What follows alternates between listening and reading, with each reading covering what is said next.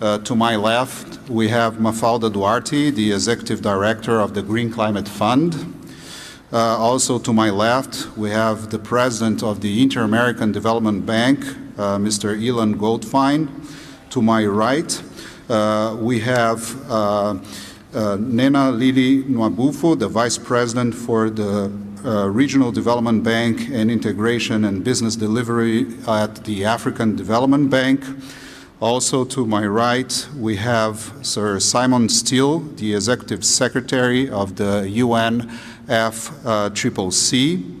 We also have in this session with us representing one of the largest subnational development banks of Brazil, the Banco da Amazônia, which is located in the Amazon region of Brazil, a very old public development bank represented here by Mr. Irlando Gomes. We have our good friend and partner, Rodrigo Bettini, a senior advisor with the Milken Institute, coming all the way from Los Angeles, and also Fernando Teixeira from the Brazilian Forum of Sovereign Wealth Funds, and also collaborating with other wealth funds all around, sovereign wealth funds all around the world. And finally, our good friend, Luis Gabriel Azevedo, the Chief Strategy Officer of the Inter-American Development Bank Invest, the private arm of the IDB. And last but not least, we have the Executive Secretary of the Brazilian Association of Development Institutions, André Godoy. As you know, we have vertical funds, sovereign wealth funds, regional development banks, we have UNFCCC, we have many, many players that are active and partnering together to foster this agenda. I'm Brazilian. We have a big, big challenge this year of hosting in Belém, in the heart of Amazon, COP30, in a moment of many moving parts around the world, as we are all aware. In this session, we will have the chance to discuss and to understand what these players are doing and what these players especially are doing together. That's what Finance in Common is all about. I will start by giving the floor to Mafalda Duarte, the Executive Director of the Green Climate Fund. Mafalda, the floor is yours. Welcome. Thank you, Sergio. I was not expecting this, but thank you very much. It's a pleasure to be here in this beautiful country and under this really critical topic. There's no way of around this, the fact that the science is telling us that we are really losing this. You know, we see it constantly in the media.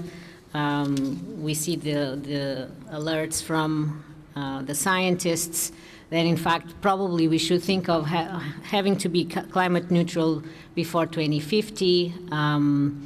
All of the records that we are breaking.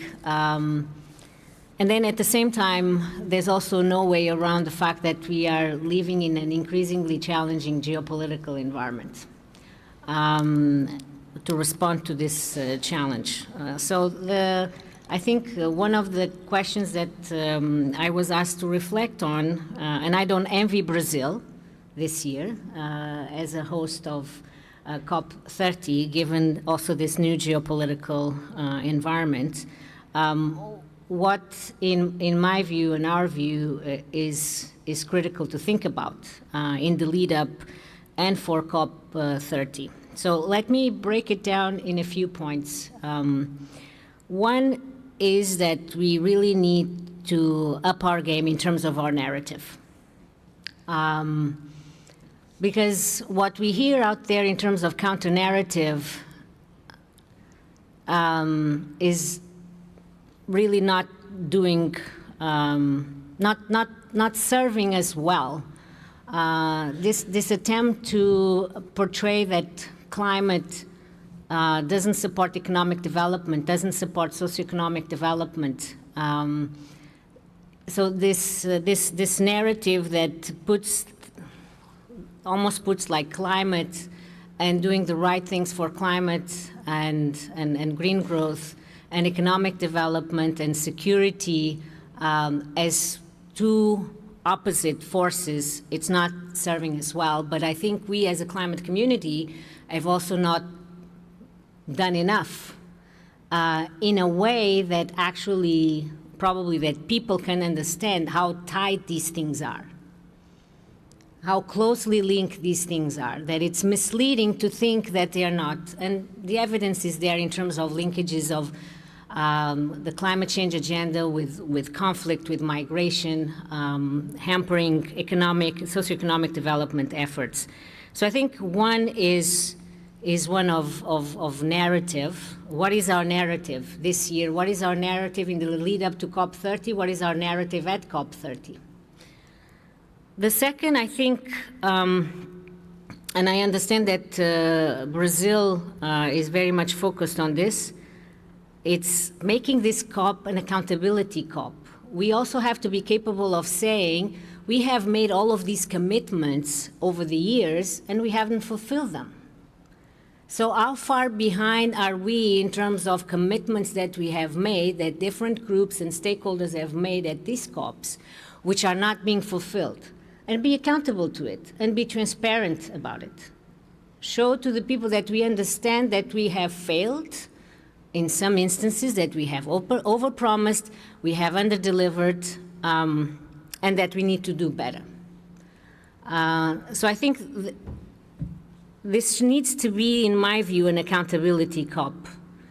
It needs to be a COP that is not about, big new announcements and statements and commitments, but more an accountability COP and giving a sense of trust and confidence to all of those involved that we will focus deliberately on critical partnerships and implementation and results. Of course, and I would expect Simon to speak about this.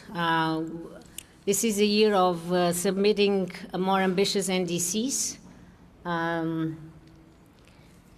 Now, the question is, many countries out there looking at the new geopolitical environment are saying, really, what should our response be to this new geopolitical environment?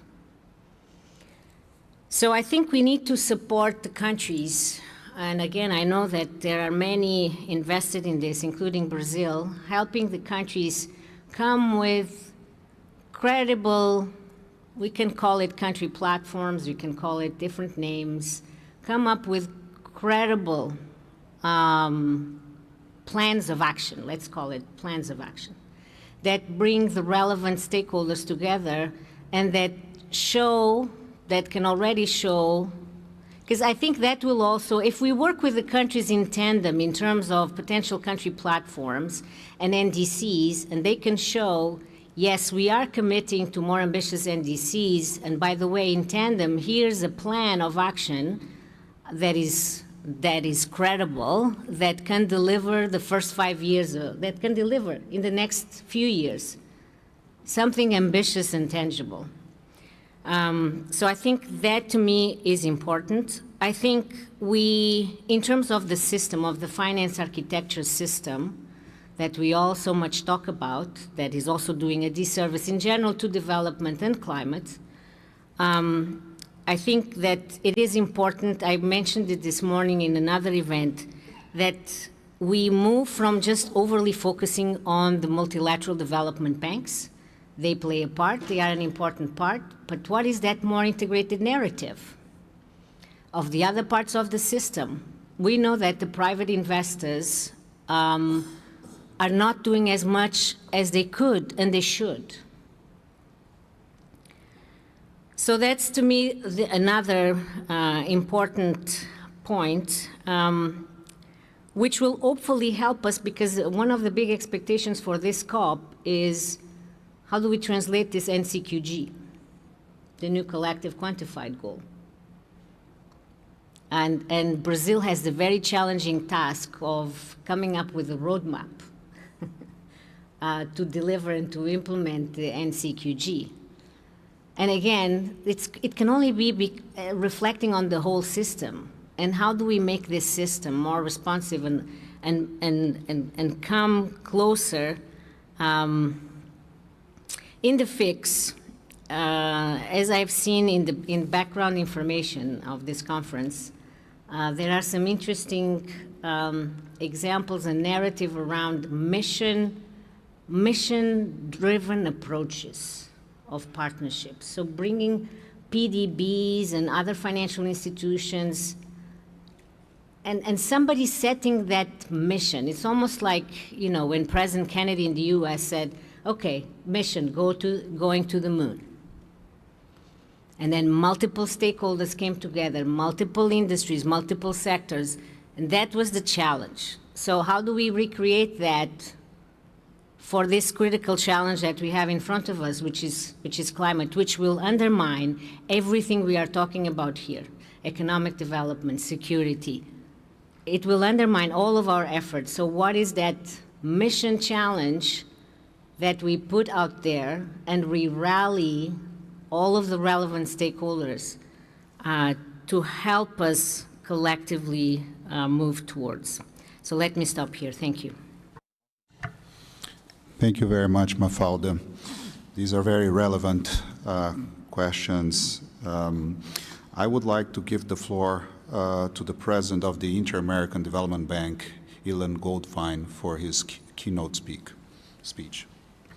And just before that, I would also like to acknowledge the participation in this panel of Ibrahima Sheikh Diong, the Executive Director of the Loss and Damage Fund, another vertical fund recently created, so the new kid on the block. My apologies for not referencing you earlier. Mr. Goldfein, the floor is yours. Thank you, Sergio, and thank you all for being here. Mafalda, Sergio, and all the others. It's Ibrahim, the new kid on the block. Thank you very much, and Nema also. So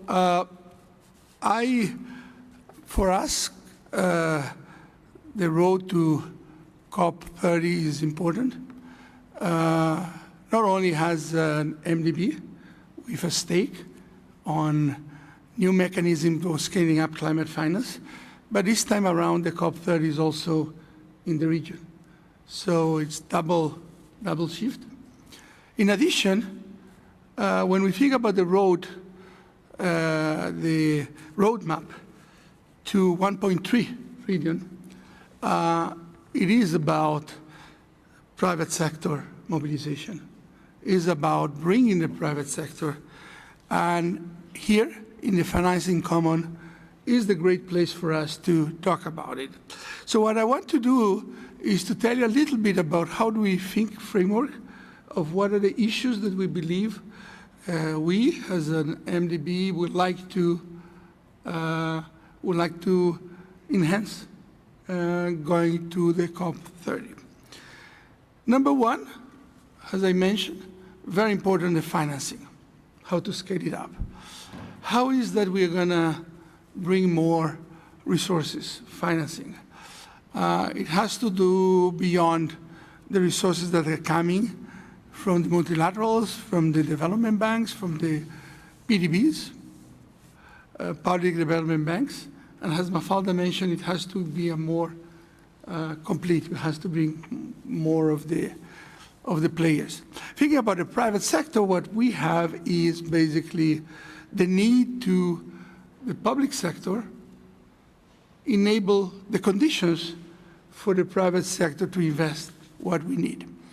So we will need to be able to provide the policies, the infrastructure, the capacity for the private sector to invest in more projects. That's number one. Number two, we can try to develop instruments, innovative instruments, to bring resources. And here, let me tell you a list of resources and instruments that we have been working lately to bring resources. Number one, we have been working with some specific instruments for the Amazon region. And remember, Belém is in the heart of the Amazon. With the World Bank and others, we are developing the Amazonia bonds, which are bonds that will bring resources to specific projects, verifiable projects, where we are going to monitor where the resources are coming, and the countries will be able to issue these Amazon bonds. And of course, we will try to issue our own Amazon bond just to give a benchmark for that. Then we have the Amazonia for All Fund, which is an ETF, which is a fund where we provide the projects that we have, that's the assets, and the liability is in the stock market, where each investor, even if it's a small investor, just for $20, can buy a piece of the Amazon. And that's you democratize and you put everybody with a stake in the Amazon. Then we have all our debt swaps. We have done a debt for Amazon conversion in Ecuador, which was the last one. But we had that for Galapagos, and we have that for climate, and several others that we have been doing. Then the instrument on how do we mitigate things that the investor cannot control by itself. For example, exchange risk. So we have a project on Eco-Invest that we have done with Brazil on trying to be able to use our capacity to go to the market, to be able to offer some of our pricing to the country and to the investors through us. That mitigates the risk, and maybe that will bring more investment. Up to now, it's a huge demand in Brazil, so can we scale it to the other countries? I think part of it we can do. It's a liquidity facility that everybody can have, and we can work about it. So those are the type of instruments that we can use. So number one, work for COP30 on private sector mobilization, enabling the conditions and offering instruments to have it work. That's number one. Number two, we need to work on the Amazon. We have the Amazonia Forever. It's a program. It's one of our flagship programs where we include work on monitoring deforestation. We also include how we're going to have alternative activities, the bioeconomy. You cannot only monitor, you have to offer alternatives. You have to deal with the people, education, health. You have to deal with these cities. There are a lot of cities there. We need to find the infrastructure. And finally, we need to find sustainable agriculture and forestry. It's an holistic approach that brings a lot of the players together. We have MDBs, NGOs, the government. We have a mandate for the government. We have the Green Coalition, which are public banks. We have the Amazon coalition of private banks that IDB Invest have been doing. So we have a truly platform that we can work, and that's something that I think we can bring to the COP30. Number three, resilience. I think resilience is a common agenda that we all care. We are having natural disasters, even more. Thinking about how do we prepare countries, how we prepare economies, and how we react with a common framework is important, and I think we want to work it too. So when we have this type of pillars, I think it is important for us. Last but not least, it is clear that what we need is coordination across several players. And I think here, in this type of conference, and with this type of panel, is the ideal place for us to chat, to talk about how we can work together. I just show you how we, as an MDB of the region, of the COP30, is thinking about it. But of course, we cannot do it with just a small piece. So how can we together bring it so that we can have actually a road, not only from Baku to Belém, but from Belém to the future. Thank you very much. Thank you very much, Mr. President. We will now start the setting of a roundtable discussion. I would like to invite Simon Steele, the Executive Secretary of the UNFCCC. Simon, you are in a very challenging position, not challenged, but challenging. You do have a member country that becomes a member, then gets out, then comes back, then gets out. We've been discussing everybody. This is on the headlines, no secret for anybody. 2 of the funds here were also created under the big umbrella of the UNFCCC through the vertical funds, the Green Climate Funds and the fund and the Loss and Damage Fund. So not only you have this direct view and interaction in the negotiation part, in the scientific component, but also in terms of the tools to respond to climate change. So in terms of your broad view for an outlook for 2025 and the road from Baku to Belém, which is the big 2 here, how do you see these collaborations unfolding and especially giving all the resources we have in this room and around the table? What's your outlook for this road from Baku to Belém? Thank you very much, Sergio. And I can actually steal from some of the earlier presentations from Ilan and Mafalda. I think it was Ilan who, and answering your final point in terms of who's in this room, it is about collaboration.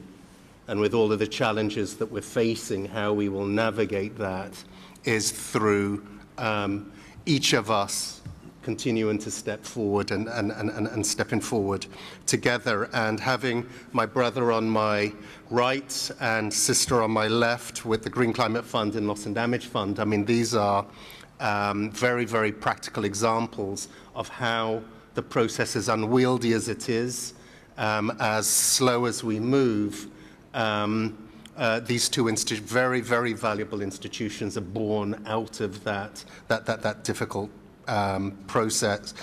So, you know, I am still highly optimistic in terms of what can be achieved in the long run despite short-term challenges. So it's clearly, you know, this is not business as usual.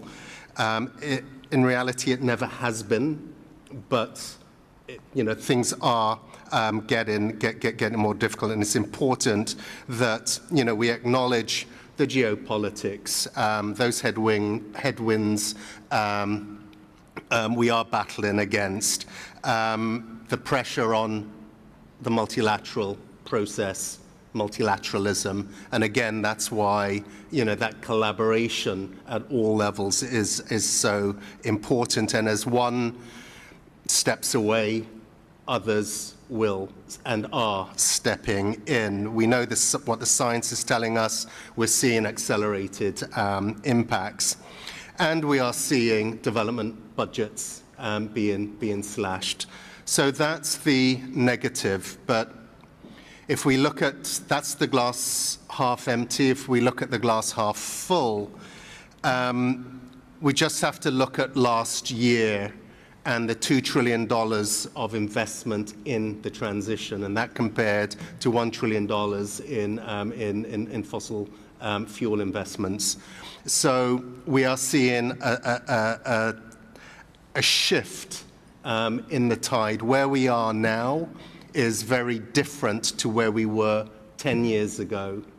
And when we were looking at the first US withdrawal from the Paris Agreement, and we look at where we are now, it is a different world, still with its challenges, but there has been significant development, significant progress in the transition, which with efforts may slow it, but it's unstoppable. And I think it's important for us to focus on that. And again, if we look at you know, Paris plus 10, you know, before the Paris Agreement, we were on track for a 5 degree Celsius world. We will see what the next round of NDCs delivers, but we're certainly in a better position with still a long way to go. And picking up on Mafalda's comments on the narrative, I mean, it is clear, and if we've seen some of the political shifts that we've seen throughout the course of last year and continuing to see this year. We just had the results of the German elections. Clearly, our messages, whether it's on science, whether it's on the negative impacts of climate change, that certainly isn't cutting through with the electorate.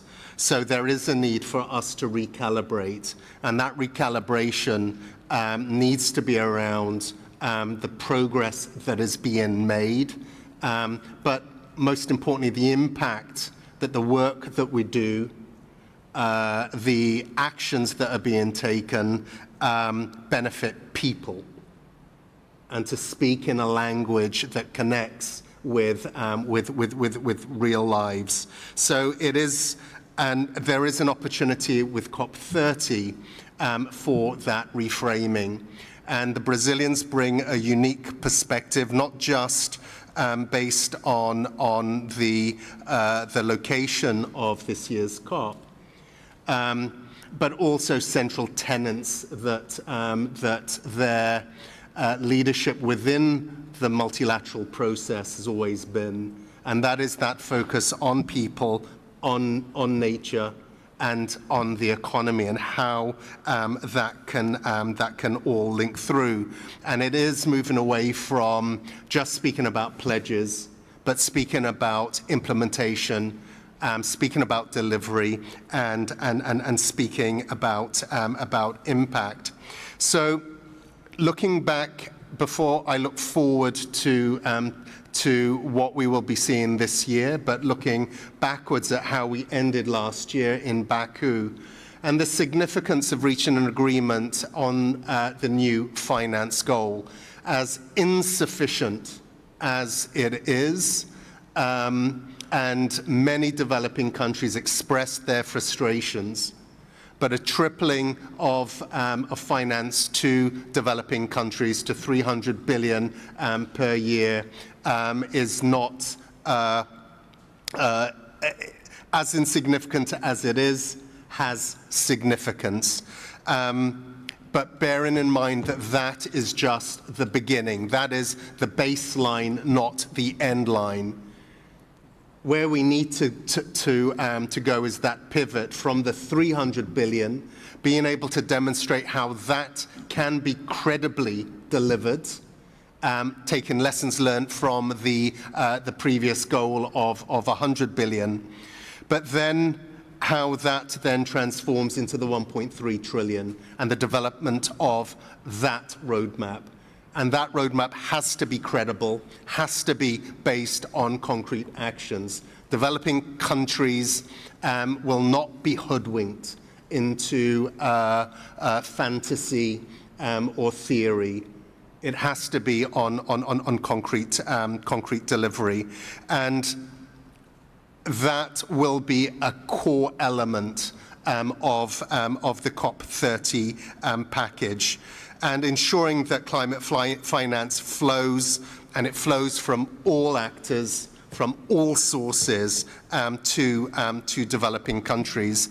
And the delivery of that roadmap, Ilan alluded to what actions need to be taken, both in terms of mobilizing public finance, as limited as it is, but ensuring that those public funds can be leveraged, but can also be used to how do we create that those enabling conditions to crowd in private investment and other innovative sources of finance that Ilan spoke to. So it is about grant-based finance, and it is about ensuring that those investments are translated into impacts on people, and that is done without mortgaging their future. So issues such as debt and debt sustainability has to be a core part of the conversation moving forward. The quality of that finance, concessionality, access, availability, affordability, all of these issues have to be addressed in moving forward. and that ongoing reform process of the multilateral development banks. That has to accelerate and demonstrate how that is going to deliver the scaling up of finance that is required. And that is finance not just for mitigation, but also for resilience and for adaptation. It must translate. There are business cases on the mitigation side. There are attractive formats for private investment. For resilience building, for adaptation, that has to be viewed through other lenses. So the scaling up of adaptation finance, critical, and my friend on my right, support for loss and damage, absolutely critical there. And then how that translates into the implementation of the big deliverables this year, which are the next round of NDCs and national adaptation plans. We keep forgetting about national adaptation plans. Both are to be delivered, and both need to speak to being investable, bankable, and implementable, and how these plans can evolve from the previous 2 generations of climate plans so that they speak to implementation on the ground. So this is a big year within the climate sphere. And what will be at the heart of Brazil's offering as we speak of Paris +10, and we reflect on progress made over the last 10 years, and there has been progress, as well as the gaps that need to be filled, but it will also be Belém +10, what the next 10 years to 2035, which will be the time period for this current round of NDCs, what that looks like, and how in very practical terms we can deliver on closing that ambition and implementation gap. But I come back to my opening comment. It requires the collaboration of all of us within this room and other rooms that we will see ourselves in between now and the time we get to Belém. Thank you. Very good. Thank you. Thank you, Simon. Thank you for providing us with this very relevant vision of the challenges, of the opportunities, of the tools, of all the partners that need to be involved in terms of different stakeholders. You just gave me many ideas for questions that I will throw back to the participants in this roundtable and the next one. Now, I would like to ask Madam Nena Lili Nwabufo, Vice President of the African Development Bank. You have several portfolios under your responsibility. Many of the areas that are under your umbrella touch some of the issues that Simon has just mentioned, including, the enabling conditions.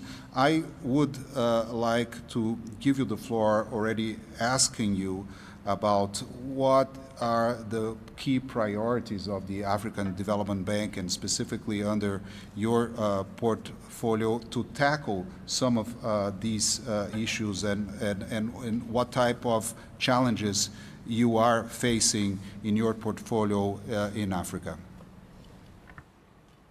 Okay. Good evening, everybody, and thank you, Sergio. On behalf of the AFDB, I'm pleased to join you today at this pivotal gathering as we work collectively to scale up sustainable finance as we lead up to COP30. It's not breaking news that Africa is at a critical juncture. We are facing a climate crisis that threatens not only our economies, but also our very existence. When farmers in the Sahel watch their crops wither under relentless drought, or a mother in Mozambique is rebuilding her house for the third time after severe flooding, these are not statistics. They are the human face of Africa's climate crisis today. And their struggles remind us why we are here today, to ensure and reaffirm our commitment that climate finance must not be a bottleneck, but a catalyst for Africa's sustainable future. Now, I'd like to speak briefly on 3 important points that relate to the work we do, the African context, and the work we do at the African Development Bank. And the 3 areas are Africa's climate finance imperative. The second one is innovative financial mechanisms for climate resilience. And the third is the global partnerships and learning experiences. Now, on Africa's climate finance imperative, some African nations are dedicating up to 10% of their national budgets to address climate-related disasters. But despite these significant expenditures, climate change continues to exact a heavy toll whereby Africa loses an estimated 5 to 15% of its GDP annually due to climate-induced disruptions. And these figures, of course, are staggering, underscoring the immense strain climate change places on already constrained economies today. And in the face of this existential threat, Africa's climate finance needs remain critically unfunded. The continent, despite being highly vulnerable, we receive only 3.6% of the global climate finance and the billions and the trillions we talk about. And this is far below what is required. We need approximately $2.7 trillion by the year 2030 to meet our climate goals in Africa. But the current funding is covering just about 23% of the estimated needs. So this funding gap is more than a statistic. It threatens the future of Africa's development. It is an empirical challenge that must be urgently addressed as a moral and economic imperative. Also, we have passed the time of having pilots to deliver incremental progress, because without an immediate action to bridge this gap, Africa's development gains will be undermined, and our economies will continue to suffer irreversible damage.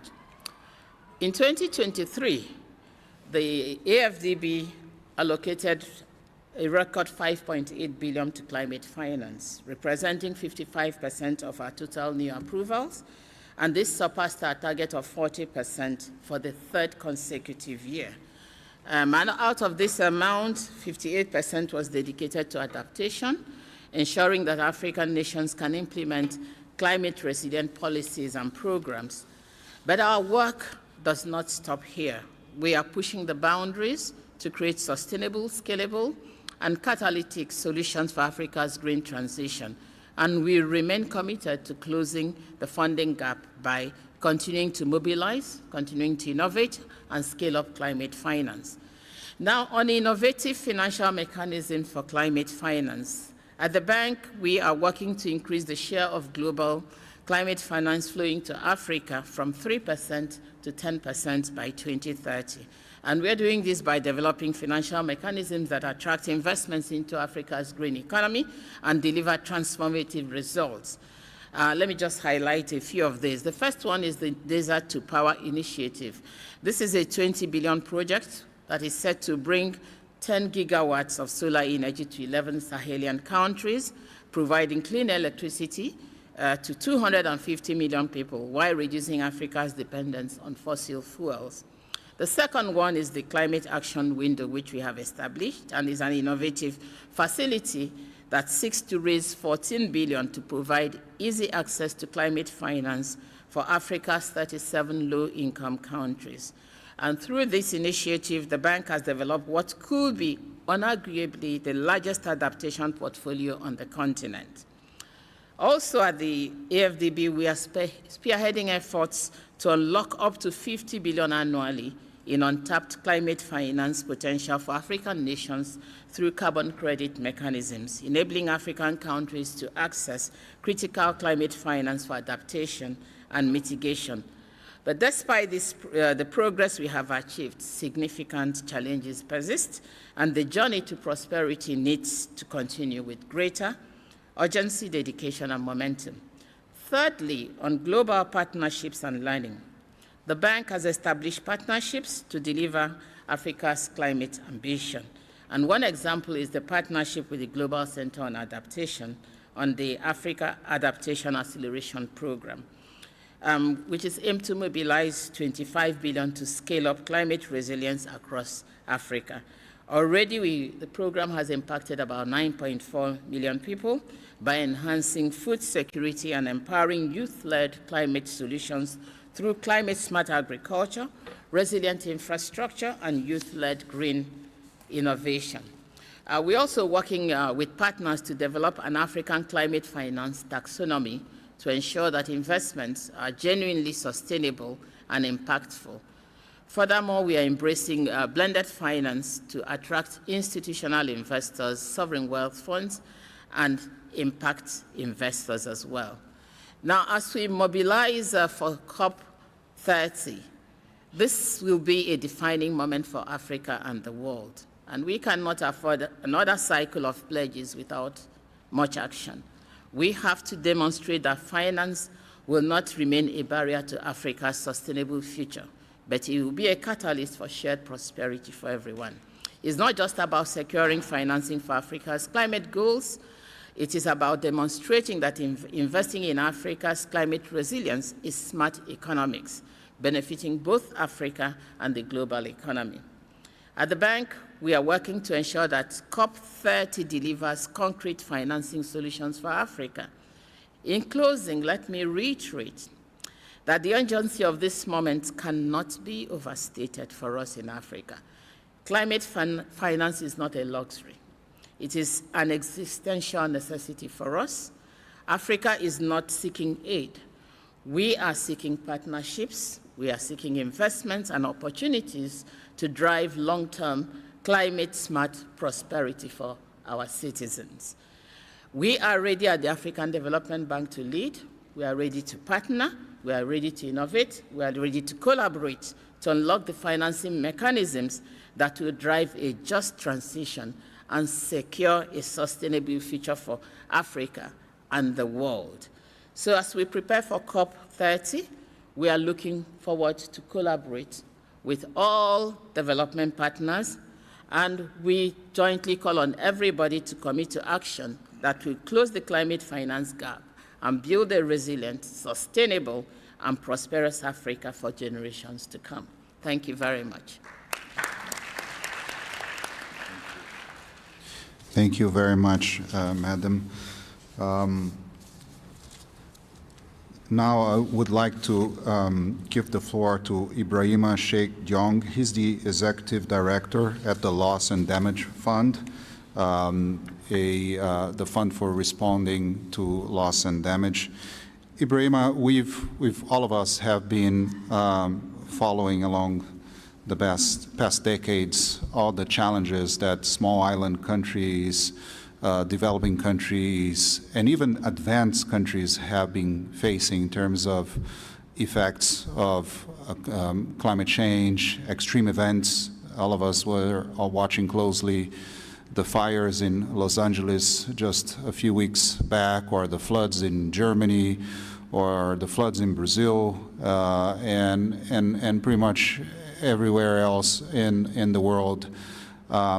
We are closely hearing the reports on all kinds of tools that are being deployed in terms of emergency or the overarching challenge and its many aspects that have been presented by other members of this roundtable.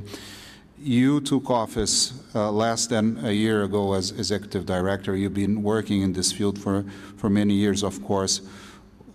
We are all eager to hear from you what the strategy is. How do you see this challenge? What kind of partnerships you want to develop and to tackle the mandate that you have received?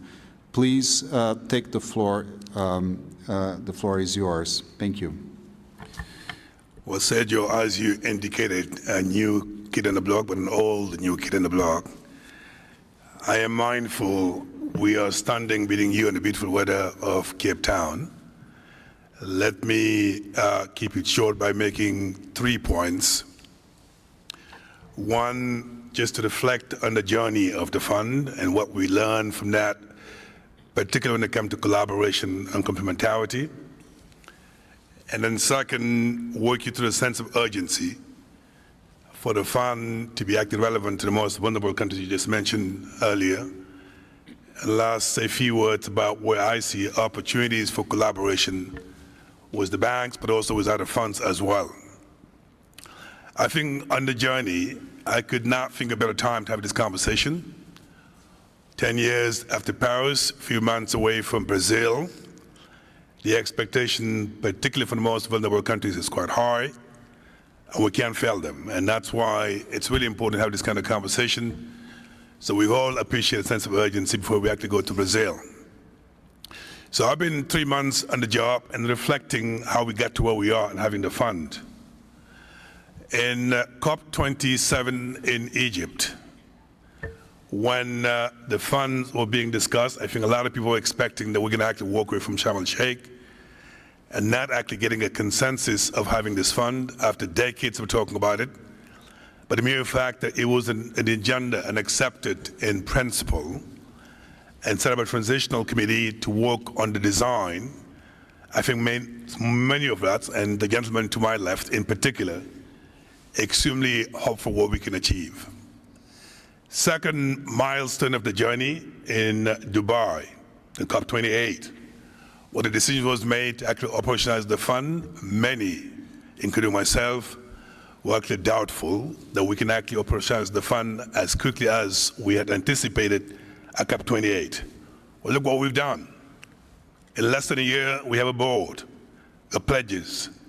We have a host country, Philippines. You have a host of the Secretary of the World Bank, and you have an executive director in less than a year. So imagine for a second, if we keep the global solidarity in everything we do in climate finance, how much we can achieve. We got to COP29, and then renewing the commitment to the fund, keeping the momentum and advocacy, and making most of us very hopeful and hopeful that if you actually keep the momentum on global solidarity, we can move mountains. So now, as we head to COP30, obviously the expectation is delivery. It's no longer about governance progress. It's how the fund can actually deliver for the most vulnerable so we can begin to see the relevancy in the countries that are affected by climate change. Second point I wanted to make is a sense of urgency. While we're doing all of that, extreme weather conditions are not getting better, they're getting worse. We see lots of economic losses, but also non-economic losses, particularly what I call the human faces of climate change, and that is the people affected by the tropical cyclone, by drought, by flood, by people who actually lost their income, their assets, their living condition, and so on and so forth, to the extent that it's really important that we began to show this fund was not just set up because of the governance success, but also set up for those who actually expect so much from us. And that is why when I came on board, our board has a couple of priorities. Number one, the board has made a commitment out of the money that's been already pledged as quickly as possible for those pledges to be actually converted into actual funding so we can begin to make commitment.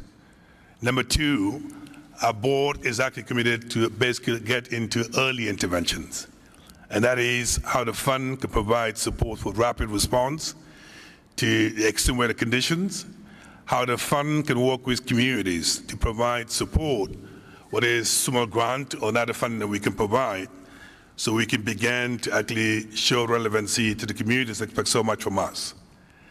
Number four, and extremely important, the fund, and I think Simon will certainly support this, we have to expedite the capitalization of the fund to get into the billions.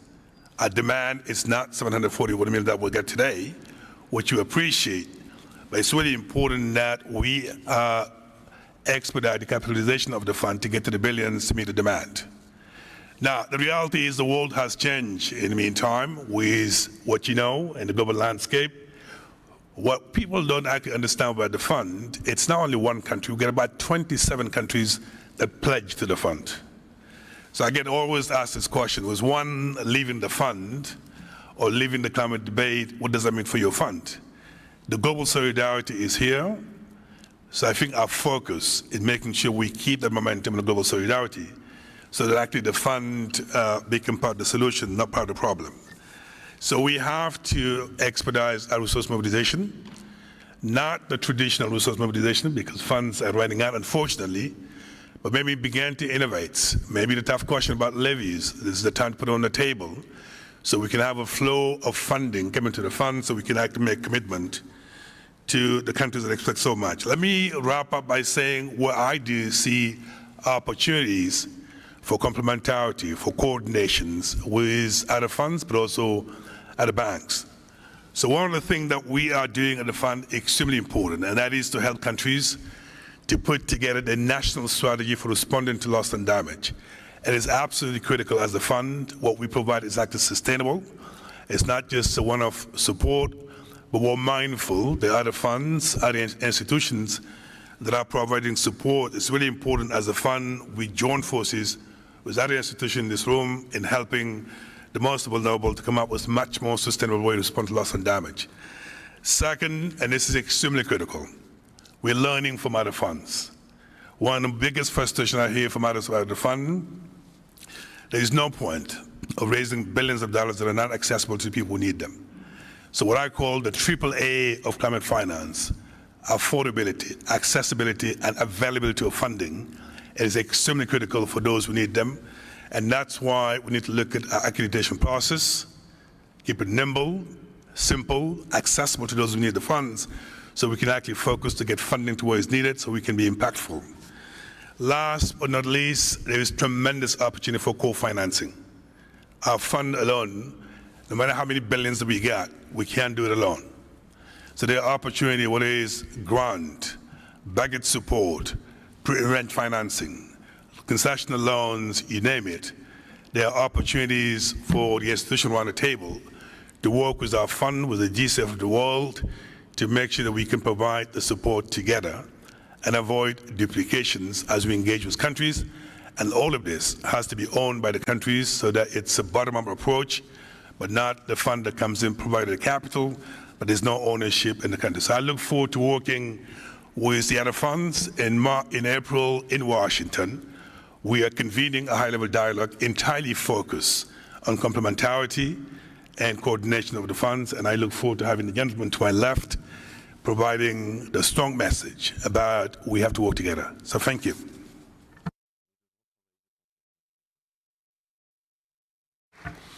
Thank you, Ibrahima. Thank you so much.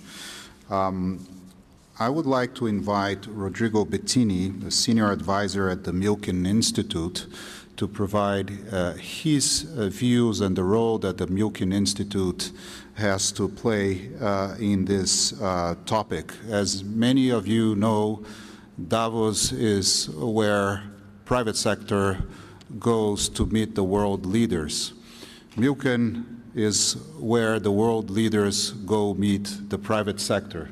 It's a very, very large conference, a global conference taking place every year in Los Angeles, and also regional meetings in Abu Dhabi, in Hong Kong, in Singapore, in Europe, and many other places.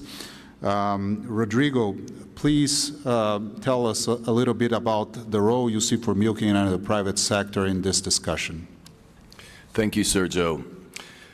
The Milken Institute is a global economic think tank that seeks to provide capital solutions for some of the world's most pressing issues. Within the Milken Institute's ecosystem exists a group of approximately 400 capital allocators that represent $34 trillion. Now, when we speak to this investor base, specifically about Latin America, about Brazil, on the road to COP30, myself and my team, as leaders of the Latin American region, we always hear the same three concerns: political and regulatory uncertainty, macroeconomic volatility in the way of high inflation, interest rates, FX risk, and deforestation and ESG concerns. And so we have to find a way to go beyond the rhetoric and beyond the headlines, and we've made it our personal mission within the Institute to message to our investor stakeholder base the tremendous opportunity that exists in Brazil and other developing nations. When you zoom out, these are all very pressing issues, of course: uncertainty, volatility. These capital allocators also subject to investment policy and performance constraints. But these are all relatively short-term issues. When you look at the long-term sustainability of the human species on this planet, and you look at a country like Brazil, that has the largest tropical rainforest in the world, has the most fresh water in the world with approximately 12% of the Earth's water resources. It is the breadbasket of the world, largest producer of coffee, beef, a global supplier of soybeans, etc.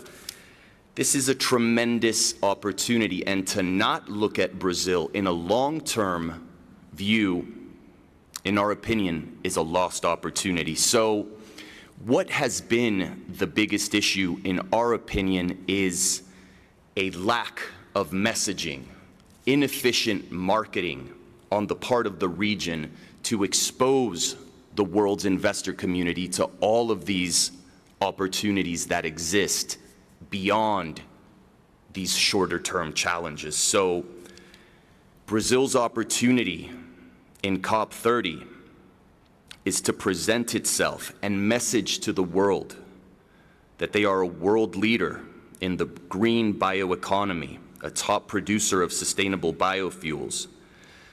There is a massive natural capital and carbon credit potential that is virtually untapped, with companies like TIG and Mombach already engaged in massive reforestation efforts. There is a very strong demographic and consumption growth, a very young population that is extremely technologically savvy. It presents an opportunity for diversification and high returns, and now there are government incentives for sustainable investments across the board to help facilitate. So, in the road to COP30, during the conference, how do we get there? I think we have to change the message and change the narrative, as Mafalda stated earlier. It cannot be burning.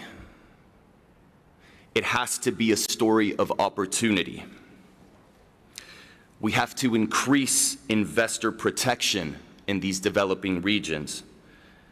The Brazilian government has created the BIP, which is the Platform for Climate Investment and Ecological Transition, which is a framework for risk mitigation in hopes of attracting greater foreign investment. We have to strengthen political and regulatory stability, streamline legal and bureaucratic processes for business, enhance ESG commitments, and as my colleagues here have said, most importantly, create a framework to enforce accountability. If we're able to achieve this, I think we will see a much greater inflow of capital to Brazil and other developing nations, and I think this will help achieve the 1.3 billion goal and beyond. Thank you, Sergio. Thank you. Thank you so much, Rod. As you were talking about Brazil, I think many of us thought that you could be talking about South Africa, about Nigeria, India, really any developing country where we see that trend. I wouldn't even say we could talk about all of Africa, I would say, in terms of the demographics of young population, many of them savvy. We can see many countries here there where African Development Bank has a portfolio, or some of the vertical funds where we see technology enabling the leapfrogging of many sectors, banking one of them. We know all the some of the examples, some of the positive examples. This is very interesting to see kind of the glass half full, as our colleague has indicated just earlier on this session. I would like to go back to Simon Steele and just ask him, another question in terms of, emergency. Simon, do you think that we will still need to be seeing more frequent extreme events before our leaders can move forward, and other actors, in terms of mobilizing more resources? Or do you think that little by little, in the negotiating tables, in the agreements, in the successful partnerships that we've been building, we will be able to achieve not only the goals, but the mobilization that it's necessary for us to transform our industry, our agriculture, and just the way we manage resources all around the world? There are a couple of ways I can answer that.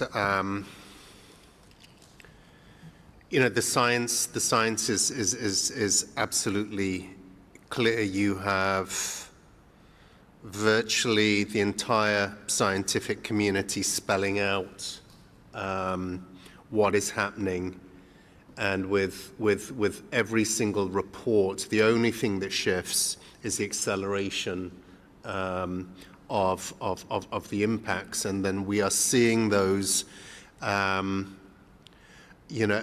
every single week we're seeing a new impact. The shift is, and I've been in this sphere for many years, where those impacts were in far-flung places, small islands like mine, other vulnerable communities within the developing world. And that moral imperative that those representatives from those vulnerable countries and the platforms they've been given over the last 10 years has been exhausted. Those messages of death, destruction, livelihoods, lives wiped out, that hasn't cut through. What we have seen is a shift now to developed countries, developed economies. Look at what we saw in California just a few weeks ago. And we see the dramatics, how dramatic that is. And talk of homes, very wealthy, in very wealthy areas, becoming uninsurable, and question marks as to whether even in the richest country, with some of the richest people in the world, that they cannot afford to build back, let alone building back better. So, but is that cutting through? And I would question whether that's the case. We saw Spain, we've seen Germany, we've seen, so this is touching every strata of life in every single region. But I question, you see the decisions that are being made, as we speak, of aid and support being cut, question marks over the irrefutable science and fundamental principles of human responsibility, human dignity, etc. So I come back to the point that Mafalda made, I underscored that too. I think we have a responsibility, those of us around this table and in our circles. The narrative has to change. So is it loss of life, loss of livelihoods? It's about, I think that the three areas that we need to concentrate on. One is about people. And it's not, and there are, so people and the economy. Those are the two areas. And the two messages are how climate action is good for business, good for the economy, job creation, opportunity creation, what this means in people's pockets, and that this makes sense, how this impacts whether it's our health, whether it is other social benefits, but that has to be spelt out, and those are the positives. The other side to it is the cost of inaction, and I think we need to start adding up these numbers more, better, and in a clearer form, where it's absolutely clear that not, so the benefits of doing and the costs of not doing, and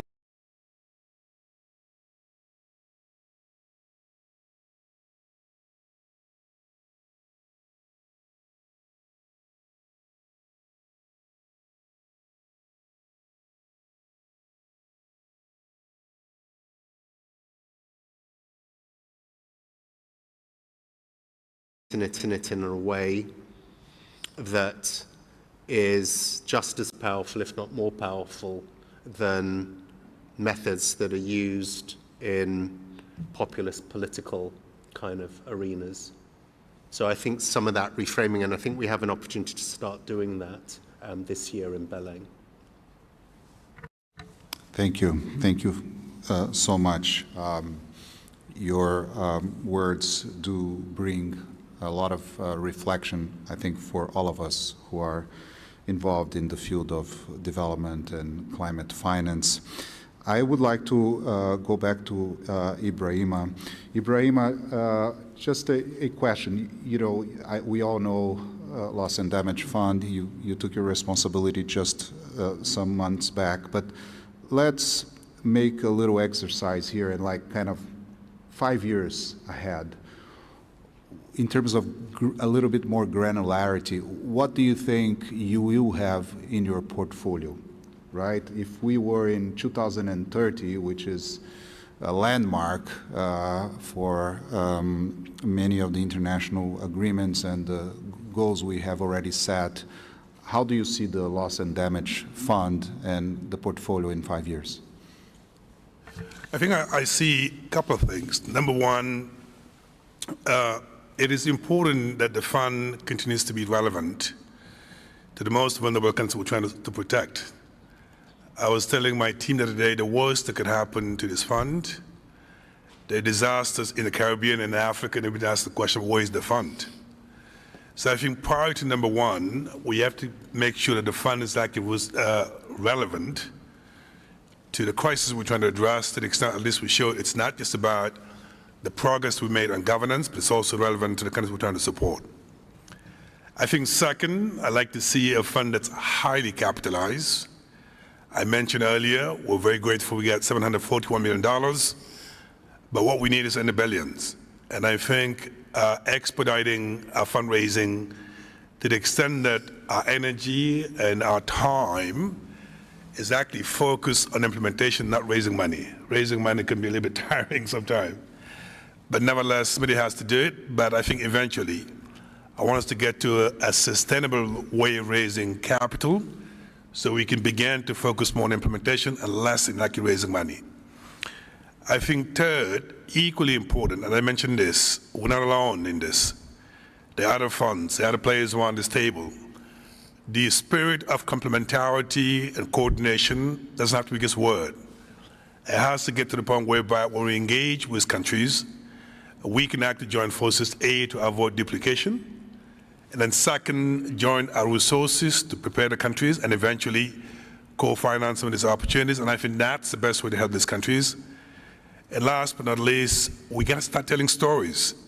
And I think the gentleman to my left, I saw him a few weeks ago in Bonn, Simon, who's our biggest advocate. He said to me, Ibrahima, we need to make sure this fund begin to tell some impact stories so we can unveil and showcase the human face of climate change, and that's when we say the fund is successful. As much I'm very, impressed by what we've done and the governance and everything else, but ultimately, if you think about that person in the Caribbean, in Africa, what do we have to tell them? A story of impact, and that's why I want to see the fund be 4 or 5 years from now, so I can leave my legacy behind and go and retire. Thank you. Thank you so much.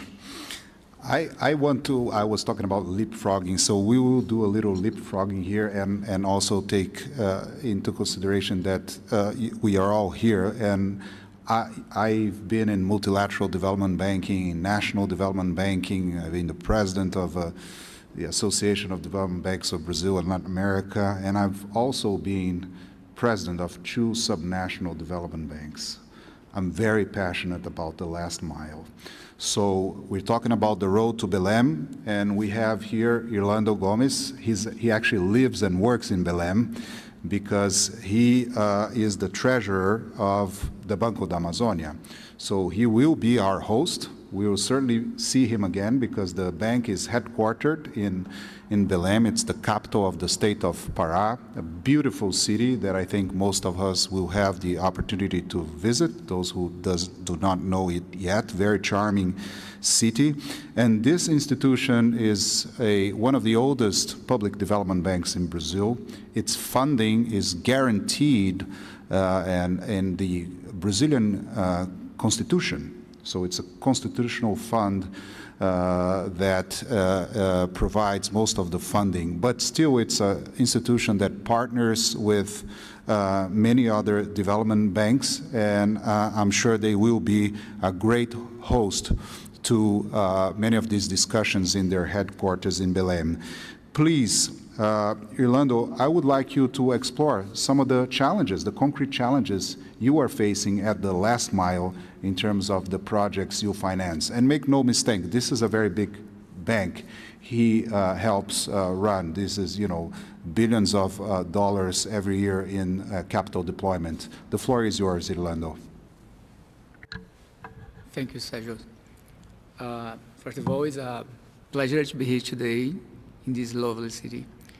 And it's on purpose I am speaking now because I've learned with a lot of the former speakers. Well, we face in the final mile 2 main challenges. The first one is the cost of capital. And let me tell you why, ladies and gentlemen. Our main fund is from constitutional funds. We have a subsidized interest rate, so we have a very, very low interest rate.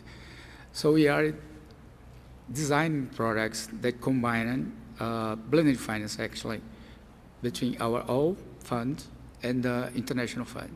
So we can at least put 80% of our funds and 20% of international funds. So we can mix it to take a very competitive interest rate to apply its funds. So this is the first solution we find to the main challenge we face. And the second one is the management of liability.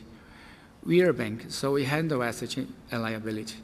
And to make this opportunity to be a win-win partnership, we should find a way to make the rest of the operation profitable, because our operation lasts at least 25 years, and our credit line is 14 years.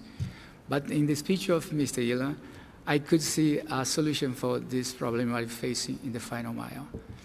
And as Mr. Ibrahim already spoken, we should talk about people. We should talk about the condition of these people that live in the forest, in the area that needs the finance the most. So we are working hard to put in place our aspiration. Thank you very much. Thank you. Thank you so much. I would like to shift gears again and invite Fernando Teixeira. He is representing the Brazilian Forum of Sovereign Wealth Funds, but also representing the World Forum of Sovereign Wealth Funds. So there is a very rich network of sovereign wealth funds around the world. Some of them are here present. Fernando is representing them, and I want him to give the outlook of what role the sovereign wealth funds can play in these topics we've been discussing. Fernando, the floor is yours. Thank you very much, Sergio. It's a pleasure to be here and to discuss two specific topics. The first one regarding the panel, I mean, how to include sovereign wealth fund as part of the discussions of COPs and, of course, of COP30. And the other one is to discuss a little bit on how the subnational sovereign wealth funds of Brazil can be part of the sustainable finance ecosystem and, of course, catalyze global investors, including those sovereign wealth funds that, I mean, has lots of interest of making investments in Brazil and Latin America, but needs, of course, good projects and long-term partners. So we believe that subnational funds can be this kind of partners. On the first topic, I mean, last year in Baku was the first time that there was an official session on sovereign wealth funds. And I mean, the government of Azerbaijan did it, and we believe that it should be part of COP30 as well, and we are working with the Brazilian government to have the opportunity to bring those, I mean, really global funds that together demonstrate around $80 and $10 trillion to the table. And we also visualize that even in those global events like FIX, there is a lack of mention about sovereign wealth funds and also a lack of participation of those funds. And we believe that there is a huge opportunity because in the space of the International Forum that we are a member, I mean, there are these discussions on how to make part of sustainable finance ecosystem and so on and so far, really being bigger and bigger. And so, I mean, there is maybe just a measure of like putting together those people on the table because at the end, I mean, development bank, public banks, and sovereign wealth funds are all like state-owned funds and enterprise and so on, and could really, I mean, be helpful to coordinate investments. On the second part, talking about the subnational funds, I mean, Brazil has now 8 subnational funds from royalties from oil and gas and iron ore.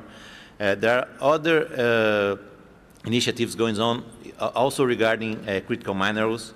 And we believe that those funds, that they are states and municipal ones, they have the great condition to understand the challenges of the territories. And of course, I mean, dialoguing with the public financial system, I mean, designing good projects and being, I mean, a part of those ecosystem. And we are dialoguing with ABDE, with BNDES, and of course with the Minister of Finance of Brazil and the Minister of Environment to be able to better understand the role of those funds. We in Brazil, I mean, the Brazilian government is, since last year, designing different public policies and instruments to attract private capital and also institutional investors. Of course, the climate plan, the ecological transformation plan, and other planning being developed, but also instruments that can de-risk for those institutional investors. We can, I mean, the country platform was already mentioned, but we can talk about the eco-invest, we can talk about the sustainable taxonomy, and we really think that there is an opportunity to make those investments happen, and our subnational funds being a kind of anchor. Of course, if you think about financial engineering, I mean, they could be part of, I mean, doing the risking guarantees, blended finance, but especially co-investment and making part of hybrid financial instruments. let me just give you an example on the relations between the development banks and sovereign wealth funds, what's happening in Brazil right now. The state of Espírito Santo has a state-level development bank called Bandes, and the Bandes is one of the managers of the sovereign wealth funds of Espírito Santo. And the Bandes is developing a special fund to attract investors to the state regarding the ESG agenda right now, in this moment, together with BNDES. This is an example that how we can find solutions in between funds and development banks. But to be able to really, put all those subnational funds in the discussions and bigger discussions regarding attracting capital, in Brazil we need a specific regulation. Now these funds, are not properly regulated, and the public manager has, some difficulty to make some kinds of investments. And we are discussing this regulation with the Minister of Finance, the Minister of Planning, and the Central Bank of Brazil right now.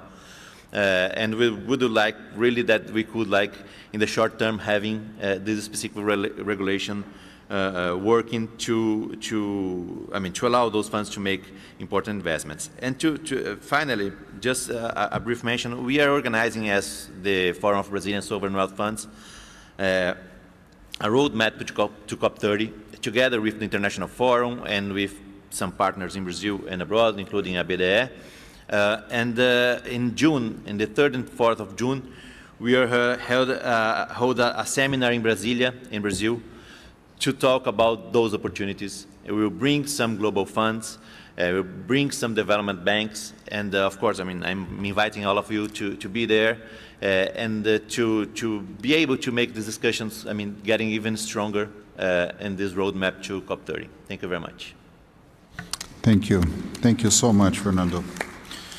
I would like to continue the discussion and invite our good friend André Godoy. He's the Executive Secretary of the Brazilian Association of Development Banks and Development Institutions, which gathers 34 DFIs and other institutions that are financing projects all around Brazil.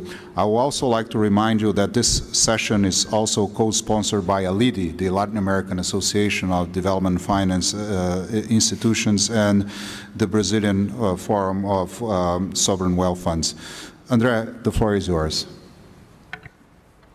Hi, good evening. First, I think it's important to give a Brazilian overview because the reality is similar to other middle-income and low-income countries. So the challenge and the strengths are different when you compare to developed countries. First, when you talk about climate, can you imagine that in Brazil we have 87% of our energy matrix come from renewable source.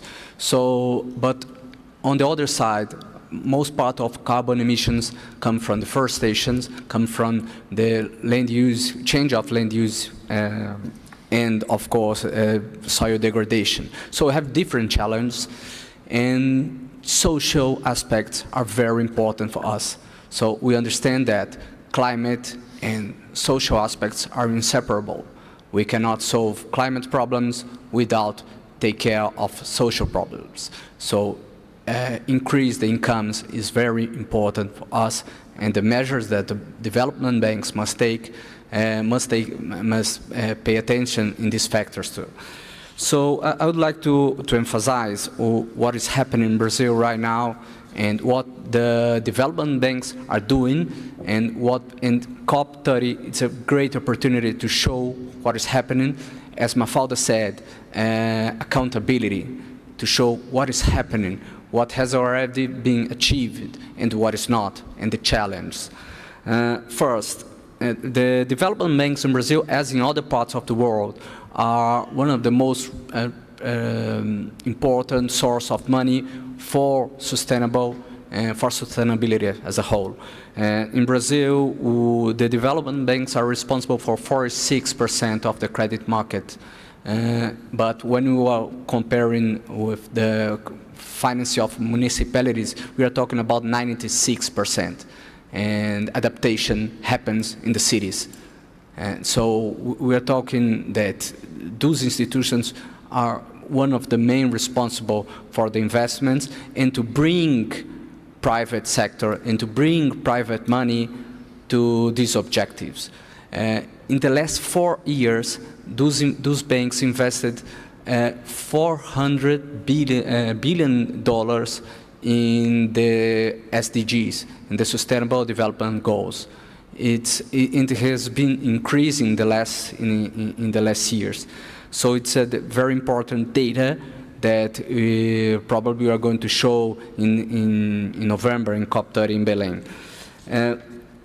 Recent case, the first one's funding. Funding is important. In Brazil, in the last 3 years, Brazil has issued $17.3 billion in green, social, and sustainability bonds. That's an important movement to bring international money to Brazil, and it's an example to be, in my opinion, to be followed to other countries. And one of the main recent measures that the president of IDB said in his presentation is to mitigate the costs of to bring this money from international institutions. And how to do it? How to do it? Exchange rate risks. That's an important role that development banks and governments should do to mitigate these costs and make the money that comes from international institutions cheaper for the purpose that they should be. The second one, curb the effects of deforestation. We have a huge project in Brazil that is being developed in the state of Pará that's going to host in Brazil the COP30. That's a huge project of restore forests. Imagine in Brazil we have as I said, one of the most important source of carbon emissions are deforestation. So this project is made to restore a big part of the forest, and then we can curb these emissions. And a development bank, a national one, BNDES, is involved in implementing this project. And third, what is very important is adaptation of our cities. In this case specifically, we are facing, and other countries are facing too, of course, the limit of budgets, especially because we are talking about cities, we're talking about public budget, and how to face it, how to provide guarantees, how to provide mechanisms that promote more investment, specifically the private investments in cities. That's a simple sentence that I would like to say, like, people must see sustainability as an opportunity to make money instead of opportunity to spend more money. That's it. I think that's the message, and that's the role of the development banks. Thank you. Thank you, André. Last but not least, I would like to invite Luis Gabriel Toda Azevedo. He's the Chief Strategy Officer at the Inter-American Development Bank private arm, IDB Invest.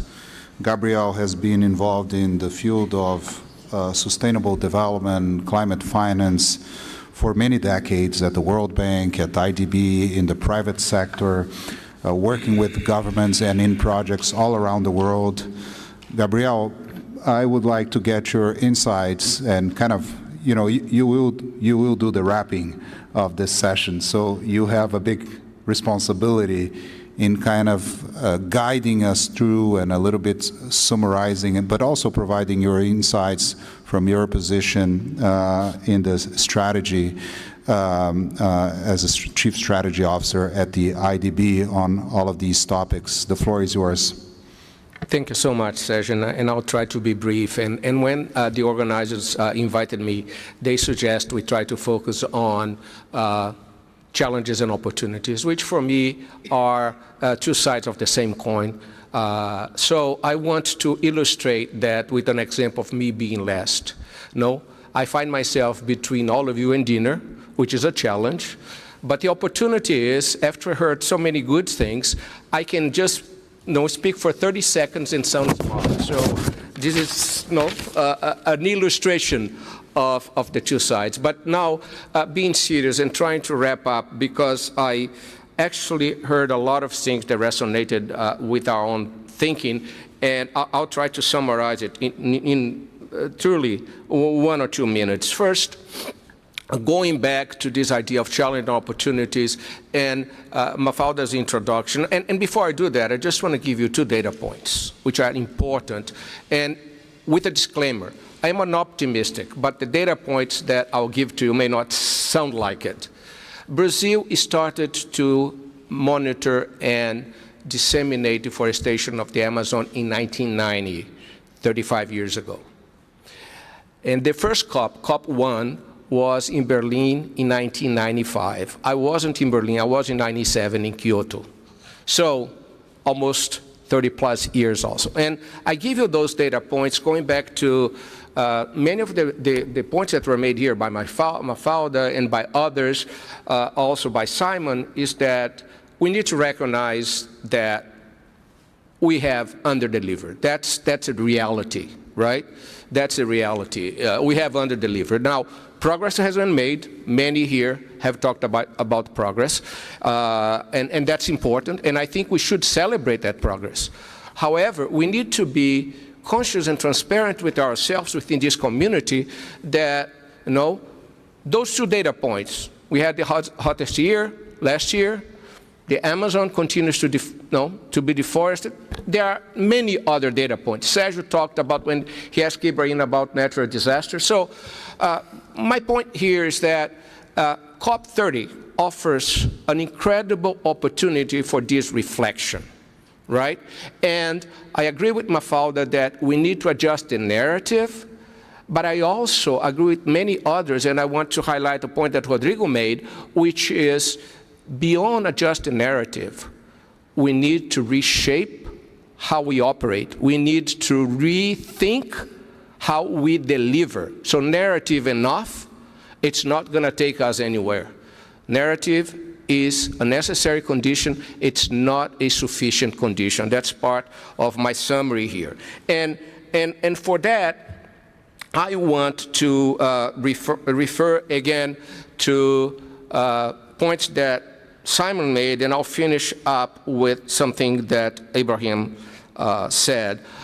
When Simon spoke about bankable, implementable, adaptable, right? I read and think of COP30 and what can be different, and to the point that I just made, going beyond the narrative and redefining how we operate and deliver, I think the word that comes to my mind listening to these speakers is deployment, delivery, right? We all left Baku with this sense of frustration that, okay, it's 300 billion, it's not 1.3 billion. I work in a bank, and I have to be honest with you. If my team came to me and they're not able to execute 100 billion and asked me for 1.3 trillion, I would say, you guys are joking. So I think our goal for COP30 should not necessarily focus on getting a higher amount, but being able to clearly define how we're going to deliver on what we've got. And if we can deliver on what we've got, I think it's going to be a much easier case to make to donors, policymakers, governments, that we can achieve 1.3 billion. And finally, to wrap up, I would refer to what Ibrahim said in terms of where he wants to see his fund in 5 years and retire. I think we are like pretty much with the same retirement time frame. And what I think we should really think about, again, on this road for COP, for each one of our institutions and for us collectively, is to think of what he said in terms, what are my true priorities, the sense of urgency. We don't have any more time to waste. The opportunity to revert this by delivering, right? And then setting ourselves to do that. So thank you so much.